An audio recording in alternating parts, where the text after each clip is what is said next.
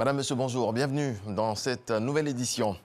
Le président de la République, Alassane Ouattara, s'est entretenu hier avec le président du Conseil économique, social et environnemental de la France, Thierry Baudet, présent en Côte d'Ivoire, dans le cadre d'une visite de travail. L'entretien a permis d'évoquer la situation des deux pays, les questions internationales avec notamment la pandémie de Covid-19 et la guerre en Ukraine, également la situation dans la sous-région ouest-africaine. Le point de Mama Traoré. Sa mission en terre ivoirienne aura duré 5 jours. Un séjour durant lequel Thierry Baudet, président du Conseil économique, social et environnemental de la République française, aura partagé l'expérience de son institution avec celle de Côte d'Ivoire, dirigée par Eugène Akaouélé. À l'issue de cette visite de travail, les deux institutions s'accordent sur la nécessité d'ouvrir une nouvelle ère de coopération en vue d'être à la hauteur des attentes placées en elle. Thierry Baudet est venu faire part de ce regain de dynamisme au président Alassane Ouattara. Nous sommes convenus de développer nos accords de coopération. Le rôle du CESEC, le rôle du CESE, c'est finalement d'apporter des éclairages, des avis à nos gouvernements pour bâtir des politiques publiques qui puissent atteindre leurs objectifs, les territoires, les populations. Je crois que cet échange était un échange très constructif, que nous allons concrétiser dans ces prochains mois. Et puis avec le président de la République, nous avons pu procéder à un large échange de vues sur la situation de nos deux pays, sur la situation internationale. Nous avons naturellement évoqué le Covid, la guerre en Ukraine, la situation dans la sous-région, notamment les questions de sécurité au Mali. Et à mon retour en France, je me ferai l'ambassadeur auprès du président Macron des sujets de préoccupation du président Ouattara. Cette visite de travail du président du Conseil économique, social et environnemental de la République française en Côte d'Ivoire vient renforcer la coopération entre les deux pays. Pour rappel, c'est le 27 janvier dernier que le Conseil économique, social, environnemental et culturel de Côte d'Ivoire a effectué la rentrée solennelle de sa 13e mandature. C'était en présence du chef de l'État. Bientôt, une prise en charge efficiente des personnes en situation de handicap dans les processus électoraux.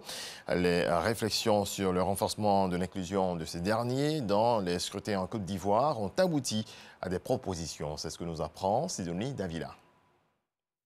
L'atelier sur le renforcement de l'inclusion des personnes en situation de handicap dans les processus électoraux en Côte d'Ivoire a été un succès. En témoignent les recommandations. Prendre en compte la notion du handicap sur le formulaire électoral.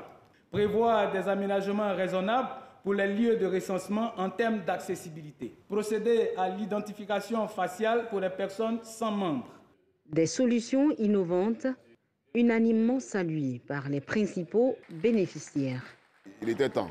Quand on voit qu'en Côte d'Ivoire, les élections cristallisent l'attention des hommes politiques, cristallisent l'attention de l'administration et que la question de handicap, le plus souvent, est occultée et que la commission électorale indépendante et son président, en lien avec justement les organisations de personnes handicapées, prennent une telle initiative, on ne peut que la saluer. Cet atelier est quelque chose que nous, personnes en situation de handicap, nous avons espéré depuis des années. Parce que pour nous, ce qui compte le plus, c'est de pouvoir voter de façon autonome et garder le secret du vote. La CEI et son partenaire, le PNUD, espèrent que les propositions de cet atelier trouveront un écho favorable auprès du gouvernement.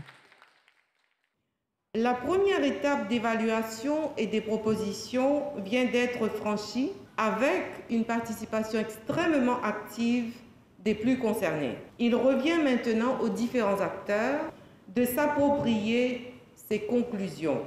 Quant à la mise en œuvre dans nos modes opératoires, c'est notre mission. Le vote du code électoral ne dépend pas de nous. Nous faisons des propositions et nous ferons tout pour que ça soit pris en compte. L'atelier sur le renforcement de l'inclusion des personnes en situation de handicap dans les processus électoraux en Côte d'Ivoire s'est enrichi de l'expérience d'experts du réseau des structures de gestion électorale en Afrique de l'Ouest, RESAO.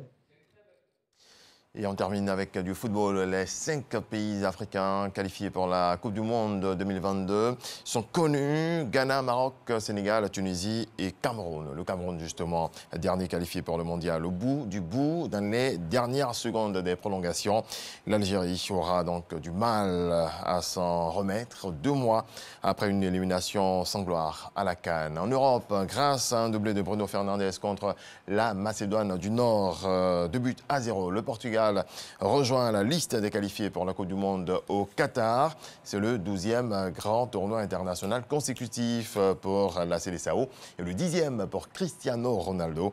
Robert Lewandowski sera aussi de la partie. La Pologne s'étant qualifiée face à la Suède, 2-0 en finale des barrages hier mardi. Merci à toutes et à tous de nous avoir suivis. On se retrouve à 7h.